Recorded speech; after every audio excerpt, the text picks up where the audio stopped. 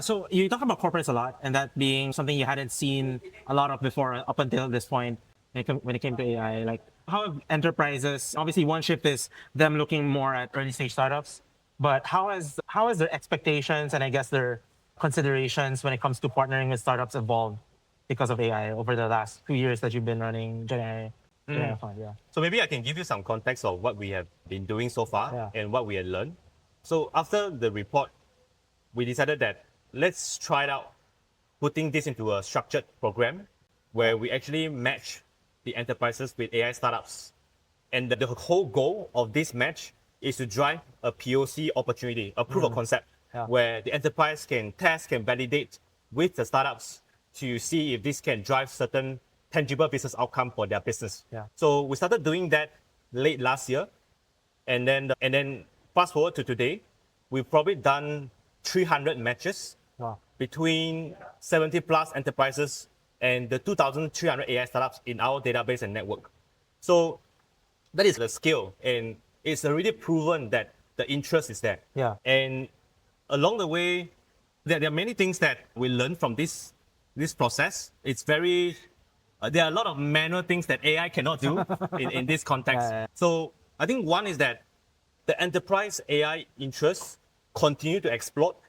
That's something that we are seeing because as we run these programs, the network effect continues to grow where enterprises come to us. And we have a lot of these pipeline requests to the extent that we have to build an AI platform out of this process. So You need to manage all of that. yeah, so actually we just did a beta release of this AI platform about 2 months ago, where it's like a Tinder for enterprise and startups for AI adoption. So basically, we make it so easy that the enterprises can join our platform for free. They can post the use cases that they have on our platform. And the moment they post it, they can click, like there's a button called AI Match. They click it, and then instantly we will recommend at least 10 to 20 startups to them from our database. Yeah. And then if there's an interest for them to work with them, it's literally like Tinder. Like they click love or they just swipe, and then we will help facilitate the next step for the enterprise and the startup. So I think that goes to show you that why are we doing so much is because the interest is there, real. So that's one.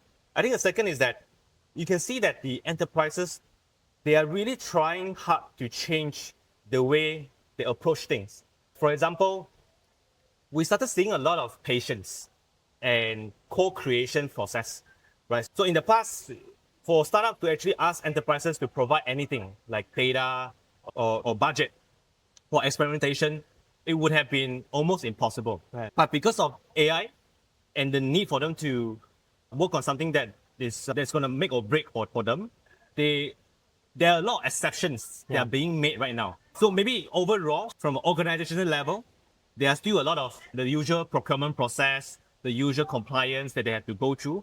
But you start seeing enterprises changing and tweaking and trying to come up with their own special mechanism, right? Like, for example, there are enterprises who started setting up their own innovation funding, right? Which is a pocket that they can tap into very quickly with very little process and policy involved, that they can actually run experimentation very quickly with startups. Yeah. So that's one. And then second is that you start seeing people talking about having dedicated AI task force, which brings me to something that we have been talking to a lot of enterprises, which is the concept of AI center of excellence. So there is a rise of this need where the enterprises realize that to actually have a very good AI strategy, it cannot be a silo effort. Yeah. Especially when we look at the enterprises and the conglomerates in Southeast Asia, they have so many different businesses, right? Like in Philippines, I don't need to tell you that the families and the kind of different businesses that they own, from banks to telco to Very different industries. whatever industry that they have.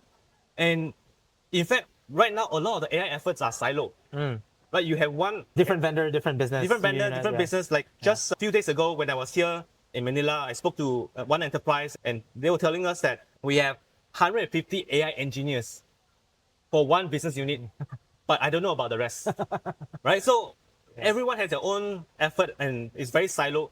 But the thing about AI is that it has to come from data, right? It has to come from an infrastructure that is ready for AI to actually then provide the agentic experience to automate whatever that you are looking for. And it cannot be having data somewhere here and there, Yeah. and then have a very different experience in this Becomes different. limited in terms of the potential. Yes, the potential will be limited. Yeah. And that is why the concept of AI Center of Excellence, AI COE, has been very interesting to a lot of enterprises because they are looking to build a dedicated AI task force that is centralized at the group level, where they will run experimentations with different groups, BUs, but eventually they will bring these best practices to all the different business units and eventually helping everyone to innovate using AI. Yeah. And so that's something that we are seeing that It could even be like a resource allocator for all of these like AI needs in terms of managing the vendors and managing costs. Do you see that already happening? Because obviously I think one pain point is getting so many vendors and nobody knows which vendor they got or which vendor, and then they end up racking up all these AI costs, right? yeah, so that is definitely part of the AI COE. Yeah. Because when we look at how to build this AI COE,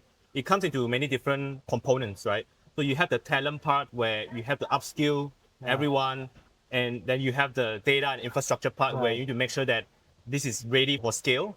And then you have the solution, you have the partners that will be involved in this process. Yeah. And so it's a very holistic approach. I'm curious to know, you mentioned the platform, you mentioned the COE. Where does the fund come into play in particular? The investing part for GenAI Fund. Yeah. When we run the process of enterprise startup matchmaking, so I think maybe it's important for me to break it down like how we have done it so far. It's rinse and repeat for us already. Yeah.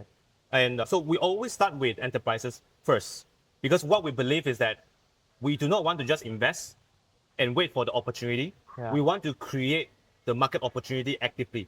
So we always go to the enterprises first, and that's where so though I don't mean to brag, but some people call us this way that it sounds like you are doing a McKinsey for AI, because there's a lot of time, there's a lot of hand holding. Yeah. So we need to start educating the enterprises that what is AI, what can you do with AI, what is the ROI for AI, and helping them to craft out their AI strategy.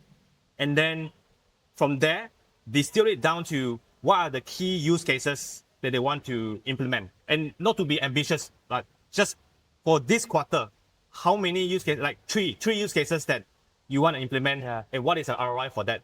So that's where we always start first.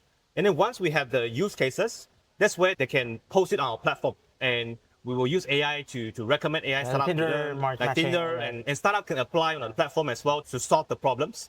And if there is an interest, that's where we will facilitate matchmaking. And usually that will be done in person, right? So we partner with a lot of different hyperscalers like AWS, Google Cloud, and also NVIDIA. And the idea is that because virtual meetings don't usually give you that very personal touch, right? We try to do a little bit of programming around it that we will invite the startups. Usually what we do is that we will focus on one particular market. Like for example, we might do it so a few weeks ago, we just did it in Malaysia, right? So we have 10 enterprises that are looking for AI solutions. And what happened is that we have selected and matched about 25 AI startups for them. And these startups come from different places. Some of them are in Malaysia, some of them are outside of ASEAN, some of them are in ASEAN. And what we do is that we invite these startups fly into Malaysia, and they will actually meet each other in person. So it's just like what we're doing now is obviously not with a stunt, in-person kind of meeting where the enterprise, they'll invite the different stakeholders, and the startup will then present to the enterprise, hey, this is the proposal. If we were to go into a POC in the next 12 weeks, this is the plan, right? So they go deep into it. And even before the one-on-one meeting, we actually set up a lot of briefing calls. Like, so the briefing call is meant to help the startups to understand the enterprise more and prepare for the one-on-one meeting. Because 20 minutes, the one-on-one meeting is usually 20 minutes. It's very short. We want to make sure that the startups and enterprise can really maximize the value out of it. So once they finish the matchmaking, and if the enterprise decide that, okay, I like this startup, I want to work with this startup, I want to go into a POC now. And by the way, the POC is paid. We don't do free POCs. That's going to kill startups. So if the moment the enterprise decided that, okay, I want to work with this startup, we will then onboard them into our AI Accelerator program with NVIDIA, right? And the whole point of the AI Accelerator program with NVIDIA is that in 12 weeks' time, this enterprise and startup who join our program, they will launch their POC into production in 12 weeks' time, and then sign a contract. That is our goal, right? That's really speeding up the whole like enterprise or buyer process. So we're speeding up the enterprise buying process and so the startup selling process. And where do we come in from an investor perspective? Is that the moment the deal is sealed and they close the deal, we'll invest. So Is that already part of the contract that they or? So it's really happening. We're actually going to announce the cohort 1 of this AI Accelerator program by next week. So we have selected about 7 startups, and all these 7 startups, they already have enterprise deals that they're working on. And from our perspective, that is our conviction, right? We want to see real traction, but at the same time, we're not going to wait for it. We want to proactively help startups to get it. And if they prove themselves in that process, we will double down our effort by investing into them.